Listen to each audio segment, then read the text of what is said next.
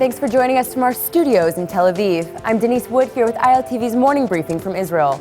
An Israeli man was lightly wounded this morning when two Palestinian terrorists attacked him at his home in the West Bank town of Eli. The victim, Roy Arel, says the attackers stabbed him and beat him with clubs before he pushed them out of his house and locked the door. Harel's wife and 5 children were at home, but Harel managed to push out the attackers before anyone else was hurt. Harel was taken to a Jerusalem hospital, but is now in good condition. The terrorists fled after the attack, but were later shot dead when they tried to stab IDF soldiers. The attackers have been identified as 17-year-old high school students from a nearby village. Our last story about a man protecting his family showed you just one of the many heroic acts by Israelis during the current wave of terror. The Israeli government says it wants to recognize Israel's unsung heroes. An internal security minister, Gilad Erdan, says he's pushing legislation that would allow Israel to hand out awards for valor. If passed, the law would allow Erdan and the Israeli police chief to award declarations of valor to citizens and police officers who carry out acts of bravery in confronting terror.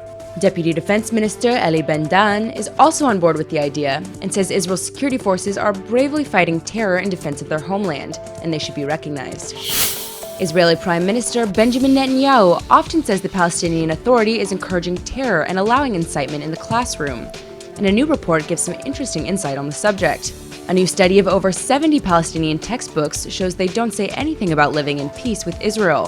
The report was released by Israel radio reporter Gal Berger, who found that Palestinian schoolbooks don't mention a two-state solution, praise martyrdom, ignore the Holocaust, and even leave Israel off the map.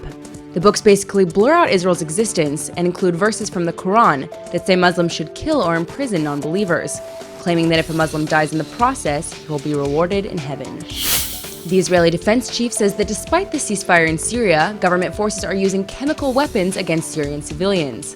Defense Minister Moshe Ya'alon claims the pro-Assad forces have dropped barrels of chlorine on civilians this week, in what he says is a particularly severe violation of the ceasefire.